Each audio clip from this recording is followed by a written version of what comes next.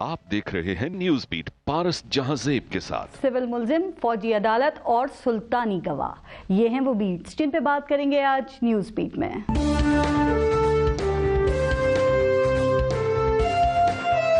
फौजी अदालतों का सिविलियन मुकदमात सुनने का कोई आईनी जवाब नहीं है।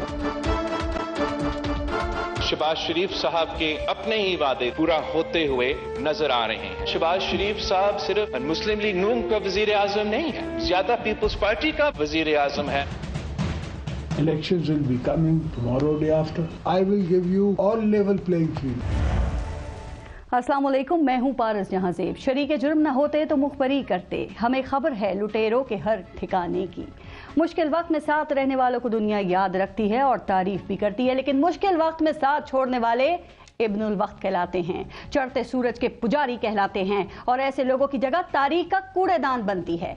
जो शरीक जुर्म ना हो और मुखबरी करे तो वो कौम का मोहसिन कहलाता है, लेकिन जुर्म में शरीक रहने वाले अगर मुखबरी करें ना तो ये खुद को बचाने की कोशिश कहलाती है और ऐसे मुखबिर सुल्तानी गवाह कहलाते हैं, जिन्हें हमेशा दूसरों को फंसाकर खुद निकलने का लालच होता है। सानेहा 9 मई के बाद ऐसे ही कुछ सुल्तानी गवाह सामने आ रहे हैं जो खुद हर जुर्म में शरीक रहे, लेकिन कभी ना जुर्म को जुर्म कहा और ना ही कभी मुखबरी करने का ख्याल दिल में आया।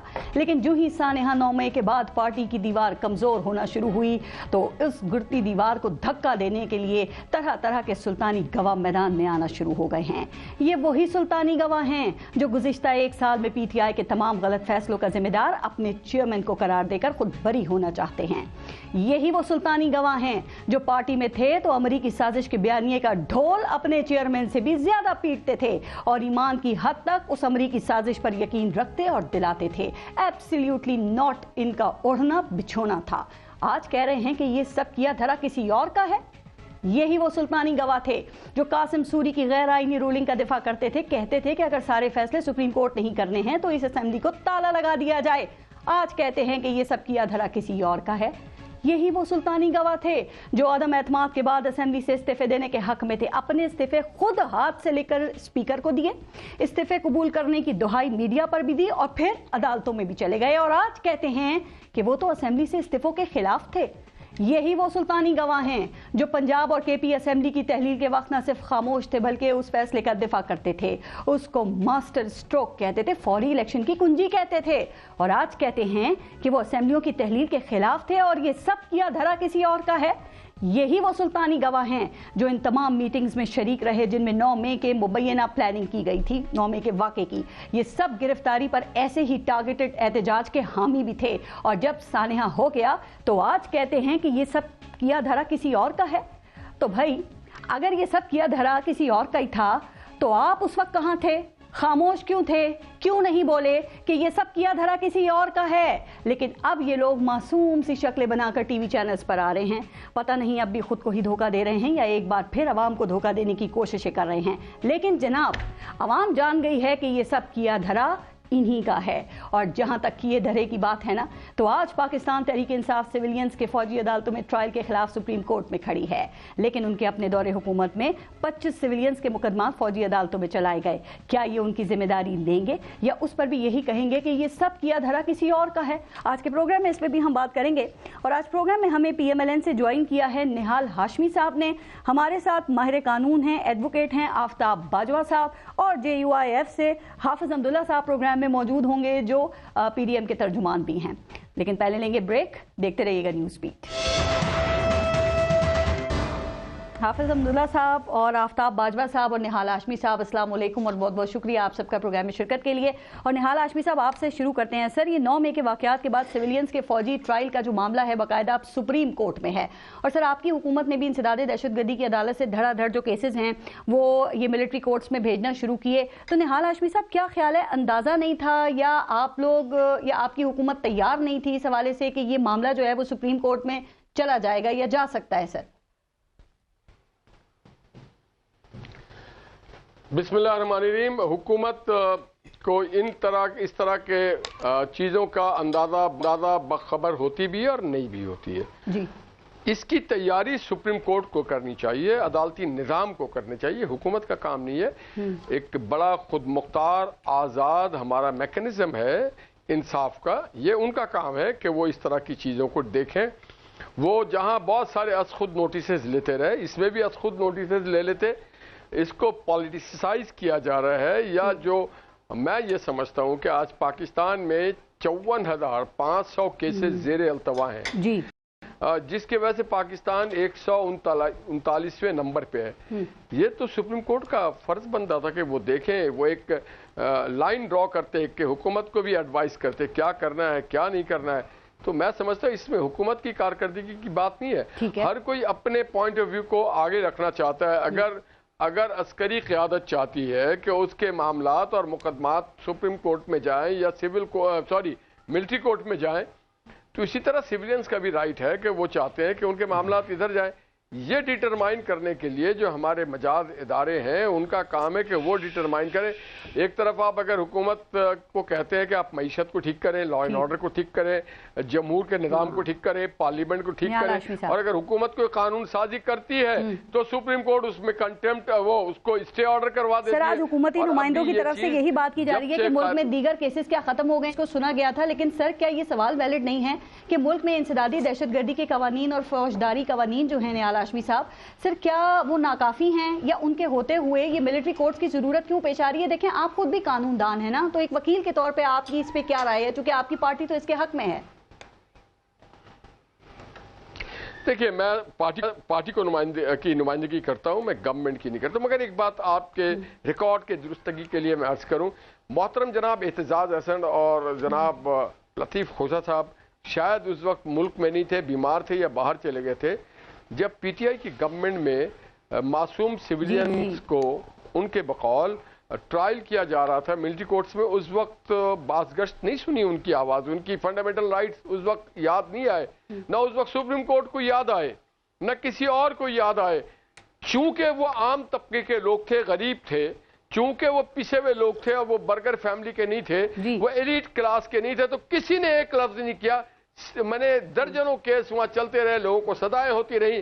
اب چونکہ elite class, burger class, English speaking کے لوگ آ گئے, جن کے لوگ بڑے عہدے پہ وابستہ رہے ہیں, اب وہ کہتے ہیں کہ نہیں ہمارے بچے بھی ٹرائل کریں گے, جیل جائیں گے. یہ تو ناممکن ہے. ڈائریکٹر کا بچہ کیسے جیل جا سکتا ہے؟ غریبوں کے بچے کی ٹرائل ہونی چاہیے.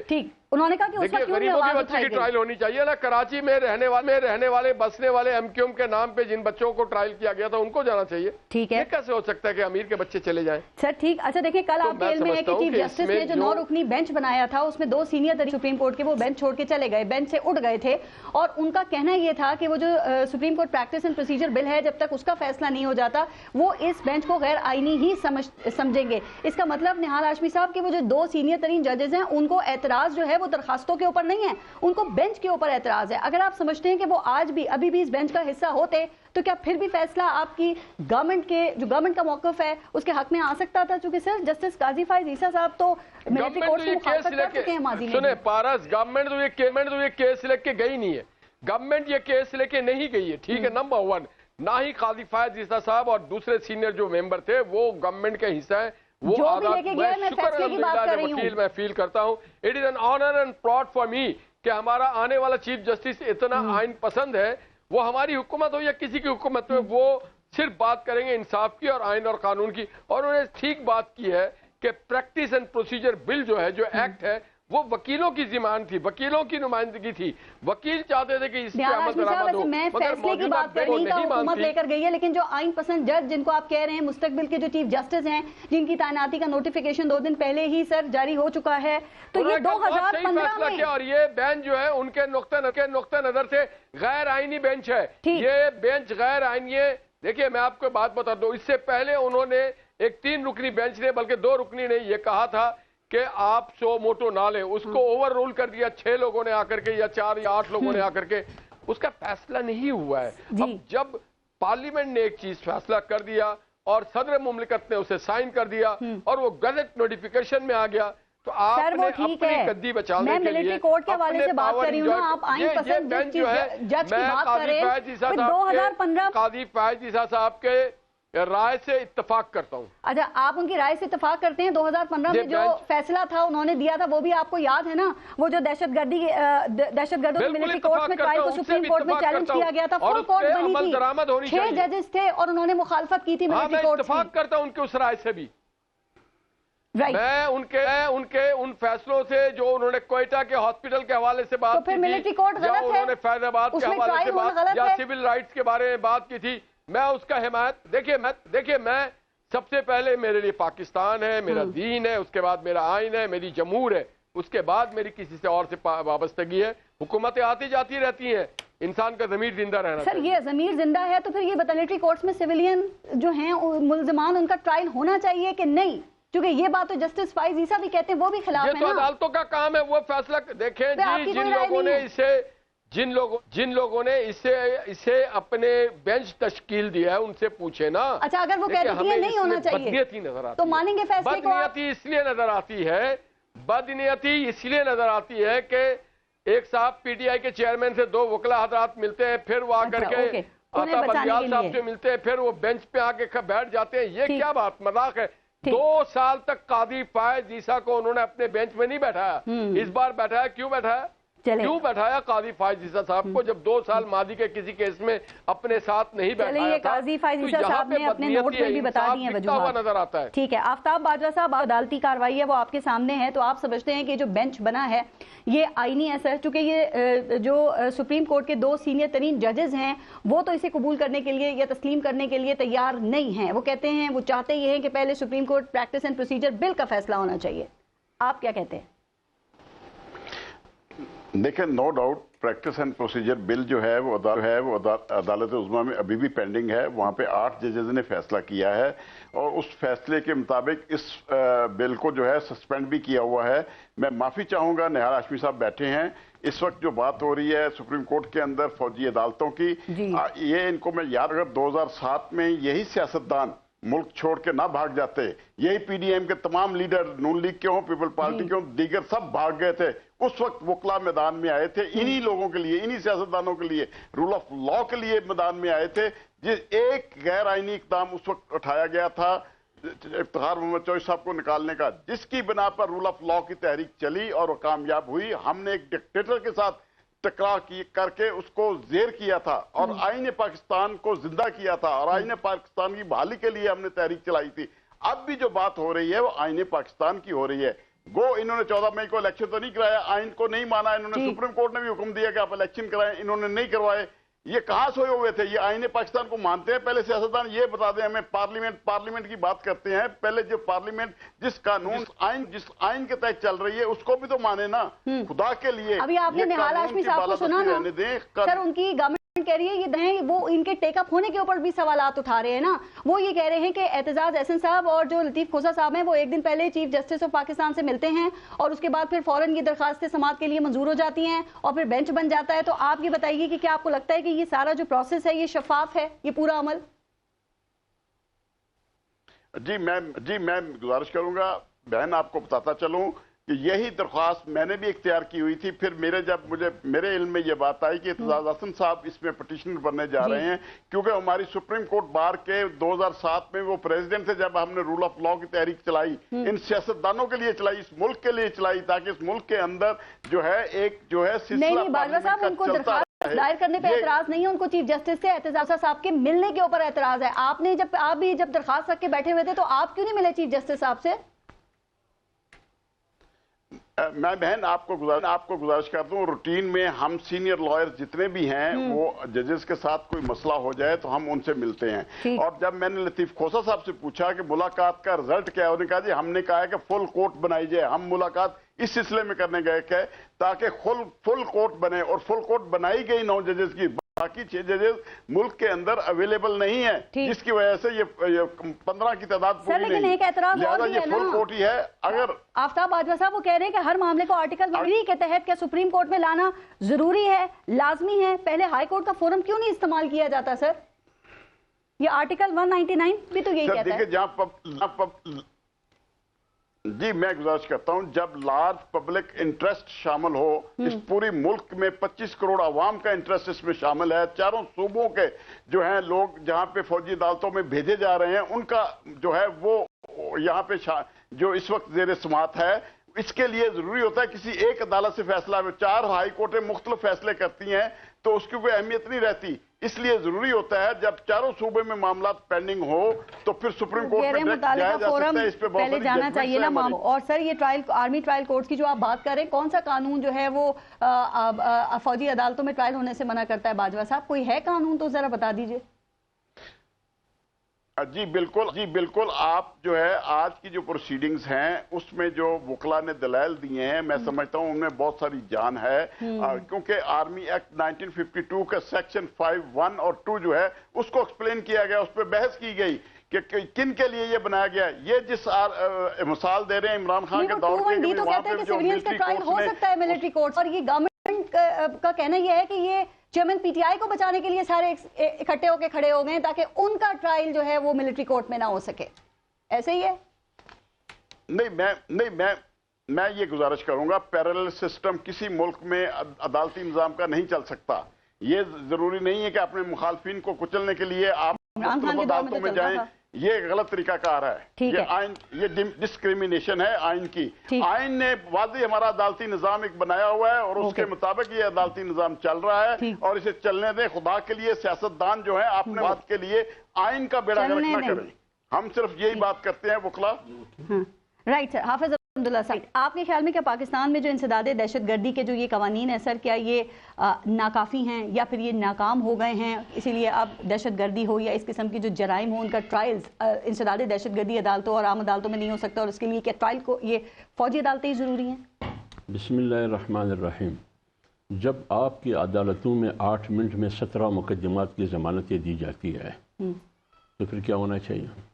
تو عدالت خود دعوت دیتا ہے آرمی کورٹ کو۔ اچھا، ایک بات۔ دوسری بات یہ ہے کہ جب 9 مئی کا ریاست اور ریاستی تنصیبات پہ حملے ہوتے ہیں، اگلے دن کورٹ کریکٹر خان کو بلاتا ہے، کرکٹر خان کو، اور ان کو کہتے ہیں کہ خوش آمدید، ویلکم، آپ کو دیکھ کر بہت خوشی ہوئی، اب آپ مجھے بتائیے پھر کیا ہونا چاہیے؟ وہ تو کہتے ہیں میں سب کو دیکھ کے ایسا کہتا ہوں۔ اور پھر کہا کہ اچھا آپ حوالات میں ہیں، بزبان حال کہا، اگرچہ بزبان قال نہیں کہا، آپ کو تو حوالات میں کیوں ہونا چاہیے؟ آپ تو میرے لاڈلے، آپ تو میرے پیارے۔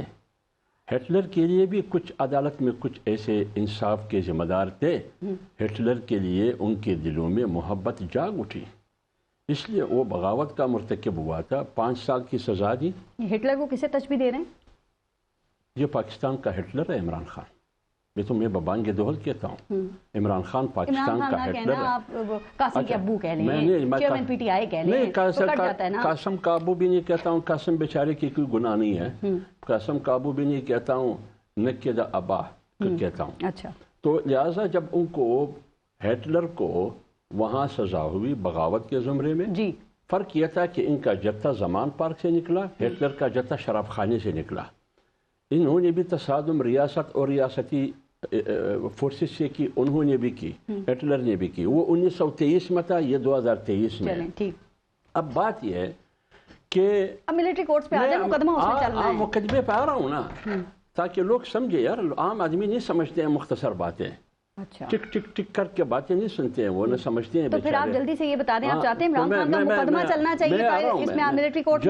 جب عدالت ان کو خوش آمدید کہتے ہیں، اتنی جرم، سنگین جرم کے ارتکاب کے بعد ان کو یہ کہتے ہیں، اور ضمانتیں دی جاتی ہیں، ان کو پروٹوکول کی جاتی ہے، ان کو کون سی گاڑی ہے وہ جو بڑی گاڑی ہے، بی ایم ڈبلیو گاڑی میں، پھر کیا ہونا چاہیے؟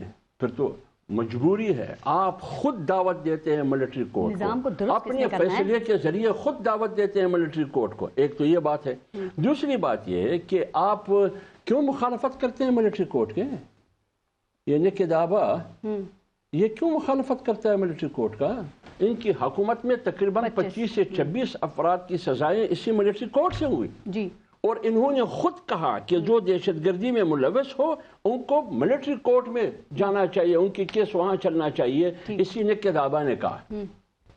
تو جب یہ سب نکے دابا ہے یا آباد نکے کیا کون سا لفظ؟ آپ جو بھی کر لیں سر، مجھے یہ بتائیں کہ آپ پھر یہ سمجھتے ہیں کہ JUIF اور خاص طور پہ حافظ عبداللہ یہ سمجھتے ہیں کہ جو سویلین ملزمان ہیں ان کا ٹرائل ملٹری کورٹ میں ہو سکتا ہے، آپ اس کے حق میں ہیں؟ میں تو قانون کہہ رہا ہے. اچھا، اور عمران خان تحریک چیئرمین PTI کا بھی ہونا چاہیے، آپ اس کے بھی حق میں ہیں؟ جیسے نہال ہاشمی نے کہا کہ سن 1952 سے لے کر آج تک نہیں اٹھایا گیا، اور جج نے بھی کہا کہ انسانی حقوق اور ہیومن رائٹس کی بات نہیں تھی. آج جب کرکٹر خان کی بات آئی، کپتان کی بات آئی، اور اعتزاز حسن اور لطیف کوسو کو انسانی حقوق کی بات یاد آ گئی. آپ یہ سمجھتے ہیں، آپ کو ایسا لگتا ہے کہ دنیا میں اس سے اچھا پیغام جائے گا؟ ٹھیک ہے، چلیں چیئرمین PTI کا ٹرائل ہو جاتا ہے ملٹری کورٹس میں سر، لیکن وہ سابق وزیر اعظم پاکستان ہیں، کیا یہیں پہ سلسلہ رک جائے گا؟ ایک ایگزامپل سیٹ ہو جائے گی، کل کو آپ بھی اس کی زمین میری بات سنیں نا. سابق وزیر اعظم قانون سے بالاتر ہے، وہ ریاست پہ حملہ آور ہو جائے چڑھائی کرے، کیونکہ یہ سابق وزیر اعظم وزیر اعظم پاکستان تو سابق ذوالفقار علی بھٹو بھی تھے، ان کو تو لٹکایا گیا. یہ غلط تھا نا، سابق وزیر اعظم کہتی ہیں نا، عدالتیں بھی کہتی ہیں غلط تھا. تو اگر یہ ریاست پہ حملہ آور ہو اور آپ سزا نہیں دیتے ہیں تو کل اور سابق وزیر اعظم اٹھ کے حملہ کرے گا. ریاست کا جبر تو آپ بھی بھگت چکے ہیں. یاد ہے پچھلے دور حکومت میں آپ کا شناختی کارڈ کینسل ہو گیا تھا، جبکہ آپ کا اپنا بیٹا فوج میں آرمی آفیسر ہے. پھر آپ نے قانونی جنگ پوری لڑی تھی، تو آپ کو تو ڈیو پروسیس کی بات کرنی چاہیے نا. وہ کس نے کیا؟ اسی کرکٹر خان نے کیا نا. میں کہہ رہی ہوں تو ڈیو پروسیس کی بات کریں نا. اس نے کیا اور ان کے سہولت کاروں نے مل کے میرے خلاف یہ سب کچھ کیا جو عدالت میں ثابت نہ کر سکے وہ. تو اس لیے میں کہہ رہا ہوں کہ پھر آپ کو زیادہ پتا ہونا چاہیے کہ ریاست کا جبر غلط چیز ہے. نہیں اگر جب آپ نے بھگتا ہے. میری بات سنیں، جب بلوچستان میں زیارت ضلع میں قائد اعظم کی ریزیڈنسی پہ حملہ آور ہوتا ہے تو حملہ آور کو دہشت گرد کہا جاتا ہے، عمل کو دہشت گردی ڈکلیئر کیا جاتا ہے. نہ ان کے لیے کوئی آرمی ایکٹ ہے، نہ سیکرٹ ایکٹ ہے، نہ کوئی عدالت ہے، نہ اینٹی ٹیررسٹ کورٹ ہے. وہاں گولیوں سے ان کو چل نہیں کیا جاتا ہے. یہ قانون کی عملداری ہے، ریاست کی عملداری ہے. تو کیا بلوچستان اور لاہوری گروپ میں فرق ہے؟ یہ لاہوری گروپ ہے. اگر فاٹا اور وزیرستان والے کرتے ہیں تو وہ دہشت گرد ہے، لیکن اگر لاہوری گروپ کرکٹر خان کی قیادت میں ہو، ماسٹر مائنڈ ہو، تو وہ پھر آزاد، پھر انسانی حقوق کی مسئلہ سامنے آ جاتا ہے. آپ سمجھ رہے ہیں انسانی حقوق کی کوئی خلاف ورزی نہیں ہو رہی ہے، چھاپے جو ہیں وہ بالکل درست پڑ رہے ہیں، کسی کو ہراساں نہیں کیا جا رہا. شہریار آفریدی کے بھائی کا انتقال ہوا، شہریار آفریدی کو جنازے میں نہیں جانے دیا، آپ سمجھتے ہیں یہ بالکل ٹھیک ہے؟ اگر وہ جو گورنر تھے عمر سرفراز چیمہ، ان کی اہلیہ ملنے گئی، انہیں گرفتار کر لیا، آپ سمجھتے ہیں یہ بالکل ٹھیک ہے؟ علی وزیر کو دوبارہ گرفتار کر لیا گیا، آپ سمجھتے ہیں یہ بالکل ٹھیک ہے؟ علی وزیر کے لیے اعتزاز حسن نے آواز اٹھائی، لطیف کوسا نے آواز اٹھائی. یہ جو صاحب تشریف فرمایا میرے بھائی ہے باجوہ صاحب جو بول رہے ہیں، انہوں نے علی وزیر کے لیے آواز اٹھائی، اور بلوچستان کی کسی گمشدہ خاتون کے لیے آواز اٹھائی. آپ نے تو اٹھائی تھی نا علی وزیر کے لیے، بلوچستان کی نون لیگ نے تو اٹھائی تھی نا، پیپلز پارٹی نے تو اٹھائی تھی نا، آپ ہی کے دور حکومت میں دوبارہ گرفتار کر لی ہے. بلوچستان کی مسنگ پرسن کے لیے کئی آواز اٹھائی. شیرین مزاری انسانی حقوق کی منسٹر تھی، کبھی آواز اٹھائی انہوں نے؟ مسنگ پرسن ان کے دروازے پہ دستک دے رہا تھا، اور سپریم کورٹ کے دروازے پہ بھی دستک دے رہا تھا. اور وہ مسنگ پرسن کی جو کمیشن بلی سینٹ سے غائب ہو گیا تھا، شیرین مزاری نے کیا کرنا تھا؟ اس پر بھی دستک دے رہا تھا. بلی سینٹ سے غائب ہو گیا تھا تو مسنگ پرسن کا تو شیرین مزاری نے کیا کرنا تھا اس میں؟ ایک کام کپتان خان نے کیا، ایک کام ہٹلر خان نے، پاکستان کے ہٹلر خان نے کیا. وہ کون سا کام؟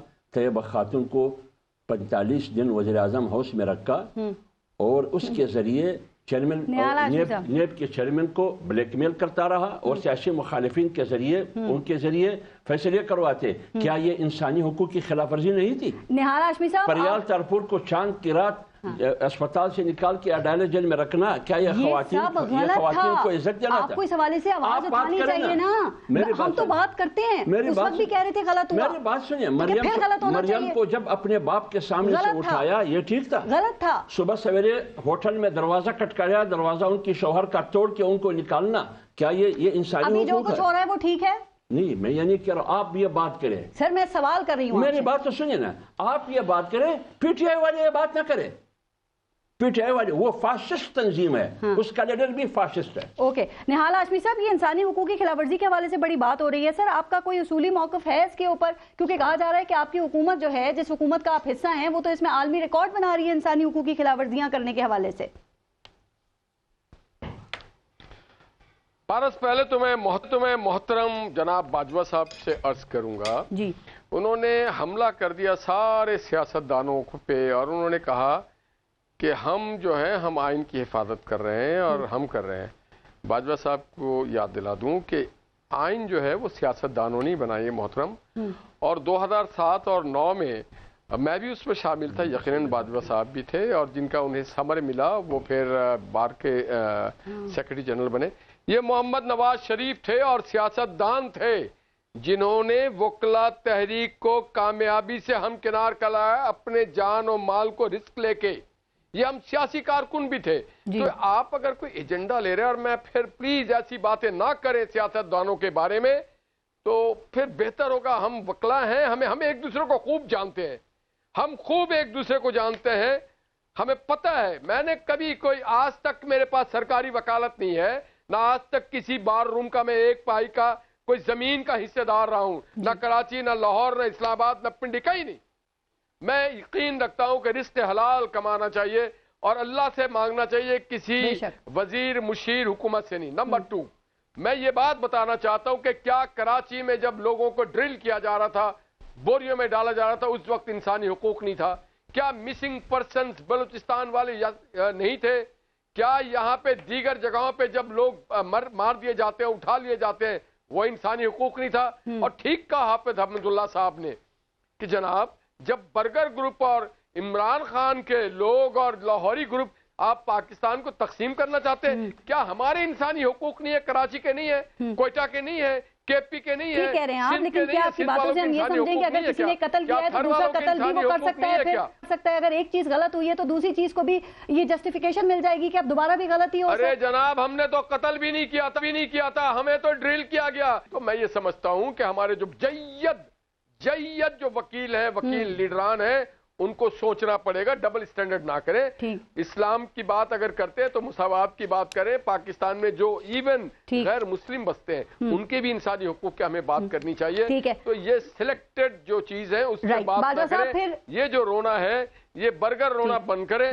آج آپ کو پتا چل رہا ہے یہ برگر جو پیزا برگر کھانے والے نہیں، ہم تو بیچارے بھوسی ٹکڑا کھانے والے۔ سر دیکھیں نا، تو پہلے بھی غلط ہو رہا تھا، اب بھی غلط ہو رہا تھا، اس کو شاید پتہ نہیں کیا جسٹیفائی کرنے لگتے ہیں، ایسی مثالیں دینے لگتے ہیں۔ میں نے تو ایک سمپل سا سوال کیا تھا کہ ابھی انسانی حقوق کی خلاف ورزی ہو رہی ہے کہ نہیں ہو رہی؟ پچھلا دور بھی آئیڈیل نہیں تھا، ٹھیک کہہ رہے ہیں۔ دیکھیے اگر چادر چار دیواری کو پامال کیا جائے گا ہم اس کے خلاف ہیں، تو کیا نہیں کیا جا رہا؟ نہیں ہوں گے، یہ ہونا بھی نہیں چاہیے۔ ہم اس سے بھگت چکے ہیں، مریم اس کی قیمت ادا کر چکی ہے، رانا ثناء اللہ کی فیملی کر چکی ہے، تو ہم اٹھا رہے ہیں۔ دیکھیں اگر کوئی ناجائز ہوگا ہم اس کے ساتھ، مگر جو لوگ پاکستان کو توڑنے کی بات کرتے ہیں، آپ گدے گھوڑے کا نام ملائیں۔ سیاسی کارکن اور دہشت گرد دو مختلف چیز ہے۔ سیاسی کارکن ہے، دہشت گرد چلیں ذرا میں آفتاب باجوہ صاحب سے اس کا جواب لے لوں۔ وہ کہہ رہے ہیں کہ نہ ملائیں سر۔ اور آفتاب باجوہ صاحب، آپ کیا کہتے ہیں کہ انسانی حقوق کی خلاف ورزی کی جو بات ہو رہی ہے آج کل بہت زیادہ، تو کیا سابقہ جو دور حکومت تھا وہ اس کے حوالے سے سر اس کو بھی تو آئیڈیل نہیں کہا جا سکتا نا؟ اس وقت بھی دیکھیں مقدمات بھی ہو رہے تھے، جیلوں میں بھی ڈالا جا رہا تھا۔ ابھی حافظ احمد اللہ صاحب نے وہ مسنگ پرسنز کا سینٹ میں جو بل غائب ہوا اس کی حوالے سے بھی بات کی تھی۔ تو سر اتنی شدت سے اس وقت میں آوازیں کیوں نہیں اٹھائی گئی جس طرح ابھی بات ہو رہی ہے؟ ایک شخص کو بچانے کے لیے سب کچھ ہو رہا ہے۔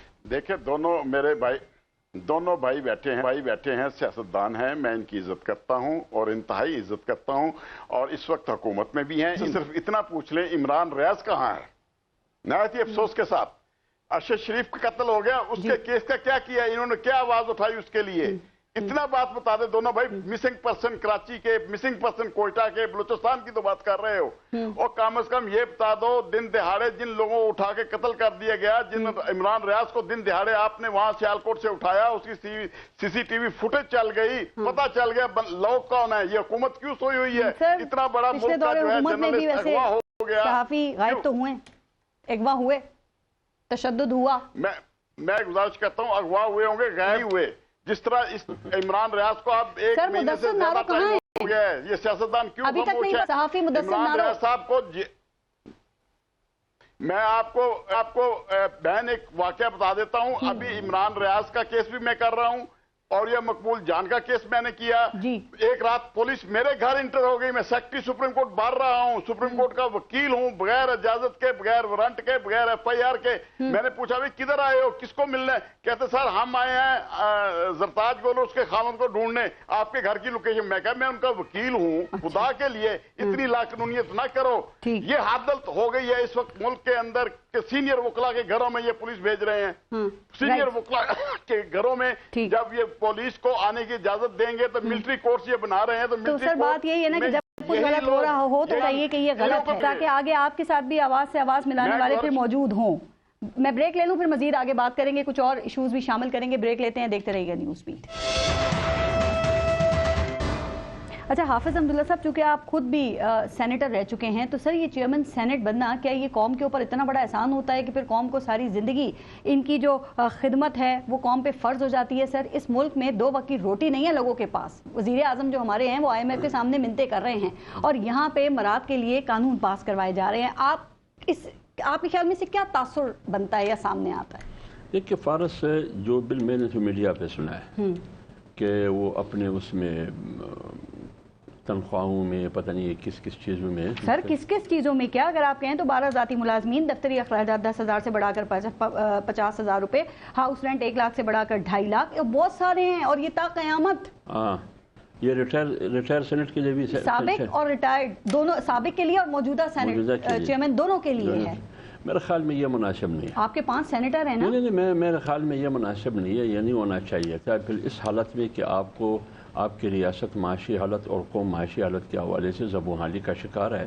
اس صورتحال میں چیئرمین سینٹ نے خود ہی یہ قانون سازی کروائی ہے آپ کے خیال میں؟ پھر جس نے بھی کیا ہے, میں یہ نہیں کہتا ہوں. جس نے کیا, نون لیگ اور پاکستان پیپلز پارٹی اور آپ کے سینیٹرز موجود ہیں, انہوں نے یہ بل پیش کیا ہے. میں تو یہی کہہ رہا ہوں کہ اس صورتحال میں ویسے تنخواہ, اگر آپ سینیٹر کی تنخواہ اٹھائے, میرے زمانے میں 5 سال تقریباً 60-65 ہزار تنخواہ تھی. 60-65 ہزار تنخواہ ایک کلرک کی تنخواہ ہوتی ہے. وہ بھی انسان نے ان کی بھی ضروریات ہوتی ہے. یہ چیئرمین سینٹ کی بات ابھی کی بات میں آ رہا ہوں سر. پھر 1,60,000 ہوا لاسٹ ایئر میں. ابھی سینیٹر کا 1,60,000 ہے. جو سینٹ چیئرمین نے اور سابق سینٹ چیئرمین کے لیے جو مراعات انہوں نے بل لایا ہے, اس کے لیے میں کہہ رہا ہوں کہ نہیں ہونا چاہیے تھا. آپ کے جو سینیٹرز ہیں اس وقت سینٹ میں, کیا وہ اس سے لا تعلقی کا اظہار کریں گے؟ نہیں, یہ مجھے پتہ نہیں ہے, اس کا مجھے علم نہیں ہے اس کا کہ انہوں نے کس حوالے سے. چلیں یہ اسمبلی میں بھی پاس ہونے کے لیے بھی آئے گا, ابھی صرف سینٹ میں یہ بل پاس ہوا ہے, تو آپ اپنے لوگوں سے یہ کہیں گے کہ اس حق میں ووٹ نہیں دینا, اس کو پاس نہیں ہونے دینا؟ یہ میں نہیں کہہ سکتا, یہ پارٹی کہے گی, یہ پارٹی کا فیصلہ ہوگا. وہاں جو پارلیمانی گروپ ہے, ہمارے پارلیمانی لیڈر ہے, وہاں سینٹ میں بیٹھے ہیں. اگر آپ کی پارٹی لیڈرشپ کہے گی کہ اس کو منظور ہونا چاہیے تو یہ منظور ہو جائے گا. جب بات آئے گی پھر اسی وقت دیکھیں گے اس کی تفصیلات. نہیں, یہ تو آپ پہلے بھی نہیں دیکھنا چاہتے تھے, یہ تو میڈیا پہ اٹھا, میڈیا میں تنقید ہوئی, تو آپ جو بل پاس کرنے والے تھے وہ مذمت بھی کر رہے ہیں. میری ذاتی رائے اگر آپ پوچھتے ہیں, میں نے آپ کو بتا دیا کہ میری ذاتی رائے یہ ہے دیانتداری کے ساتھ کہ اس ماحول میں یہ نہیں ہونا چاہیے تھا. اور آپ کو یہ بھی کہنا چاہیے کہ آپ اپنے پارٹی لیڈرشپ کو بھی کنونس کیجئے گا کہ وہ جو 5 سینیٹرز ہیں وہ اس کے حق میں ووٹ نہ دیں.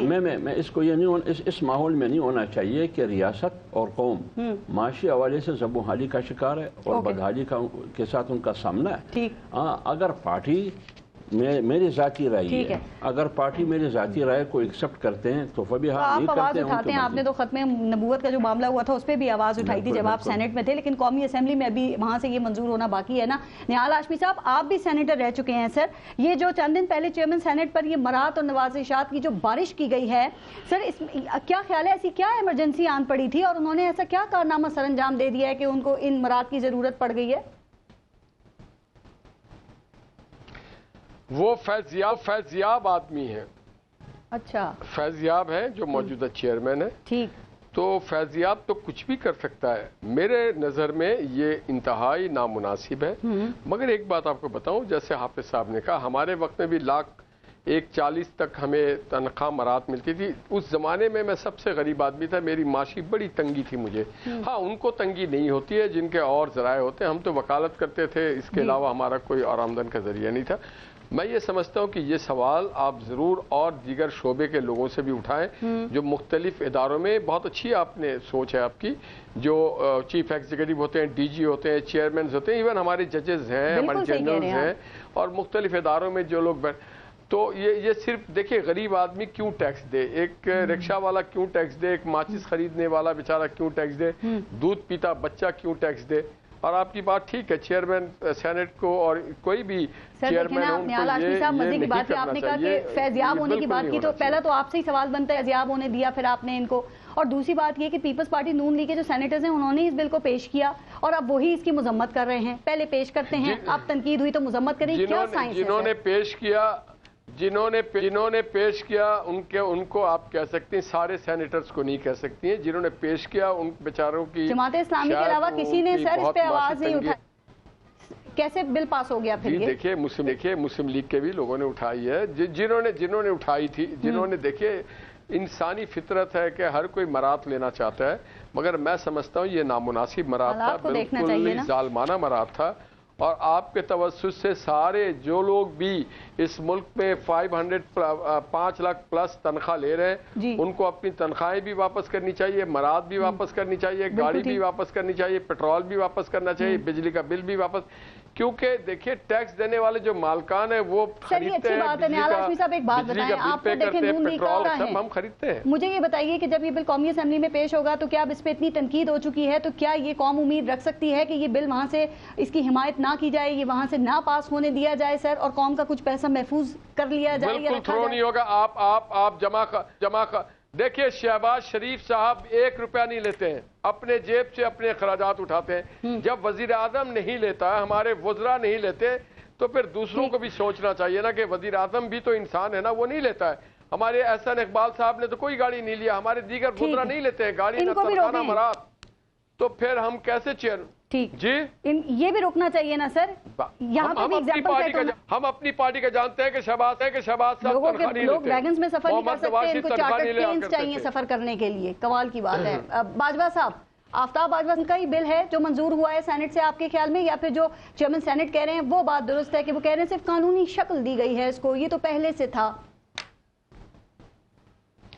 میری بہن میں گزارش کروں گا، دونوں سیاستدان بیٹھے ہیں، پارلیمنٹیرین بھی ہیں، ایک تو موجودہ پارلیمنٹیرین بھی ہے، انہوں نے یہ قانون بنا دیا ہے کہ 50 کروڑ تک تو جو ہے کرپشن ہی نہیں ہوتی۔ یہ مولانا صاحب بیٹھے ہیں بل پاس کرنے والوں میں ان سے یہ سوال کر رہا ہوں، ان سے پوچھ رہا ہوں کیا 50 کروڑ کے نیچے جو کرپشن ہے وہ جائز ہے؟ آپ نے تو قانون بنا دیا نیب کا، اس کے اندر لکھ دیا ہے آپ نے 50 کروڑ تک کوئی کرپشن نہیں ہوتی۔ کہہ رہے ہیں کہ یہ 50,000 سے زیادہ جو کرپشن ہے وہ باقی ادارے دیکھیں گے، کروڑ سے زیادہ کی کرپشن کو جو ایف آئی اے ہے یا باقی ادارے نیب کے علاوہ۔ کرپشن اور ایف آئی اے، جی باجوہ میں گزارش کروں گا جو آپ بات کر رہے ہیں، میں جو کر رہا ہوں، جب قانون آپ بنا ہوا ہے تو اس میں امینڈمنٹ کس لیے کر رہے ہیں؟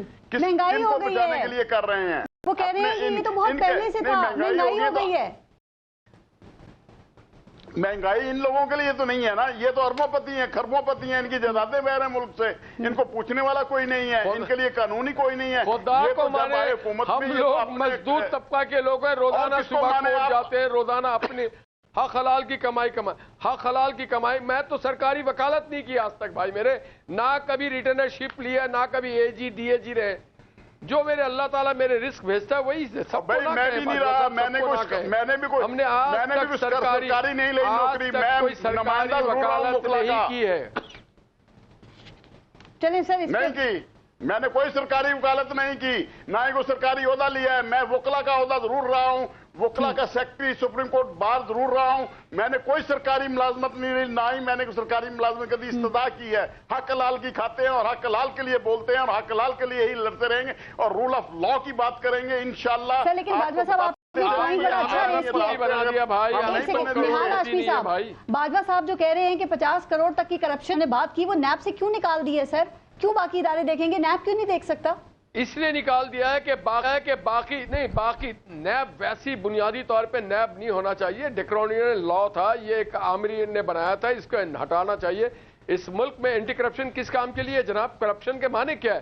ایک نیا آپ محکمے پہ محکمہ، وہ ایک اشعار ہے نا، لے کے رشوت پھنس گیا تھا، دے کے رشوت چھوٹ جائے، ایک ادارے سے چھوٹے دوسرے میں جائیں۔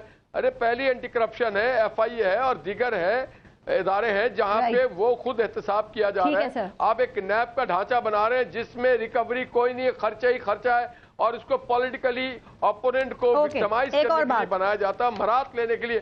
کیا کرتے رہے جسٹس جاوید اقبال صاحب بیٹھ کر کے پورے عرصے میں؟ طیبہ گل صاحبہ کو تو انصاف دلا نہیں سکے، تو آپ نیب کی بات کر رہے ہیں۔ رائٹ، اچھا ٹائم ذرا کم ہے، حمداللہ صاحب ایک اور سے ذرا جلدی سے بات کر لوں۔ یہ جو اسپیشل انویسٹمنٹ فیسیلیٹیشن کاؤنسل، اس کا قیام عمل میں لایا گیا ہے، یہ کس قدر انقلابی قدم ہے آپ کے خیال میں، اور اس سے کیا پاکستان میں سرمایہ کاری کی اب برسات ہو جائے گی سر؟ کیونکہ ایک اہم سٹیک ہولڈر آرمی چیف وہ بھی اس کا حصہ ہیں اس کاؤنسل کا۔ دیکھیے اگر فرض کرے ایک किस्म का इसी किस्म का एक और इदारा भी है जी। कौमी सलामती कमेटी। वज़ीर आज़म की सरबराही में वो कमेटी है जिसमें आपके chief of army staff security से मुताल्लिक है ना। मेरी बात तो सुनिए, आप मुझे बात करने दें, खामखा मुझे गुस्सा दिलाती हो। आप गुस्सा ना किया करें ना। तो आप ऐसे गुस्से में गलत फैसले हो जाते हैं, बीच में मुझे इंटरप्ट करती हैं ना जी। तो बात ये, जब वो कमेटी है तो मेरे ख्याल में अगर ये कमेटी इसलिए बन जाए और वज़ीर आज़म उसकी सरबराही करे, उसमें वज़ीर ख़जाना हो, वज़ीर दिफा हो, तो उसमें क्या कबाहत है? ठीक है, इसमें कोई कबाहत नहीं है। अगर आप मुल्क की तरक्की के लिए, रियासत की तरक्की के लिए, मईशत की मजबूती के लिए करते हैं और जितने स्टेक होल्डर है उनकी मुशावरत लेके करते हैं, तो इसमें कौन सी कबाहत? अच्छा, आप कह रहे हैं कोई बुरी बात नहीं, कोई कबाहत नहीं है, लेकिन इस काउंसिल के क़याम का आइडिया JUIF ने तो नहीं दिया था। क्योंकि आजकल आप जो बड़े बड़े प्रोजेक्ट्स हैं ना, उनका क्रेडिट ले रहे हैं। 3 दिन कबल आपके जो मौलाना अब्दुल गफूर हैदरी साहब हैं, उन्होंने ये दावा किया कि चीन को CPEC का आइडिया मौलाना फजल रहमान ने दिया था।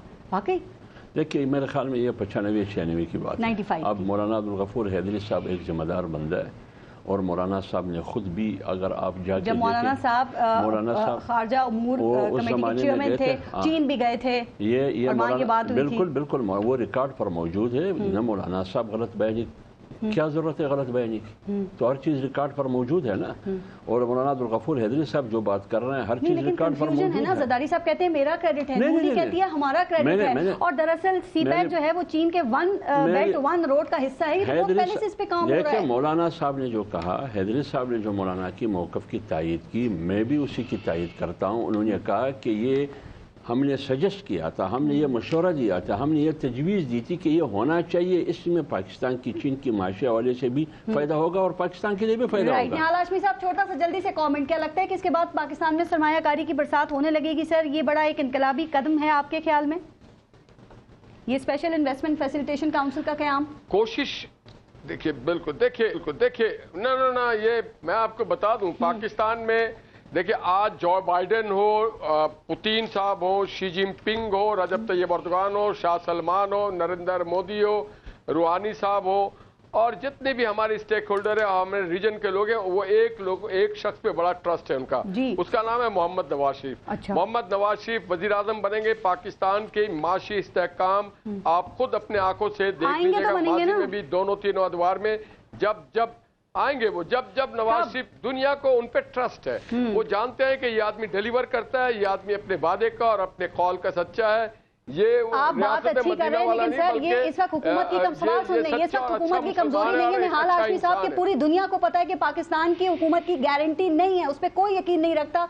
उन्हें भी पता है कि पाकिस्तान में कहां से गारंटी मिल सकती है और कहीं जो है वो ली जा सकती है। सर, मतलब आर्मी चीफ नहीं, आप सरमायाकारी लानी है, तो इस हुकूमत ने क्या करना है? आप सब माशाल्लाह इस काम में देखिए ना, आर्मी का अगर एक रोल रहा है तो ओवरनाइट तो नहीं रहा है ना, वो दर्जा बदर्जा कम होता चला जाएगा इंशाल्लाह, जब आपके यहाँ जमूर फलेगा फूलेगा। आप लोग तो बाजवा साहब के हम ख्याल थे, हम नवा कव्वाल थे कि जब बाजवा साहब ने कहा था कि इस मुल्क की मईशत अगर बुरी नहीं है तो अच्छी भी नहीं, तो आप लोगों ने उनके तारीफ के पुल बांध दिए थे। अच्छा, तो जब आपने एक पैसेज दिया है, खास करके मीडिया वालों ने, मुझे आपके भी शोज याद है। नहीं, बाजवा साहब ने कहा ही नहीं था, मैंने किसी शो में ये बात ही नहीं की। आपको नहीं याद इस बात के बारे में? करेंगे, टाइम खत्म हो गया। निहाल हाशमी साहब, मीडिया के दोस्तों, मैंने नहीं की इस पे बात, क्योंकि बाजवा साहब ने ये कहा ही नहीं था। पाकिस्तान के बहुत सारे मीडिया के दोस्तों। हाँ, अब ठीक है। हाफिज अब्दुल्ला साहब, निहाल हाशमी साहब, बाजवा साहब हमारे साथ भी मौजूद थे। बहुत बहुत शुक्रिया आप सबका प्रोग्राम में शिरकत के लिए। अपना और अपने मुल्क का ख्याल रखिए। पारस जहां से को इजाजत दीजिए। अल्लाह ने के बाद।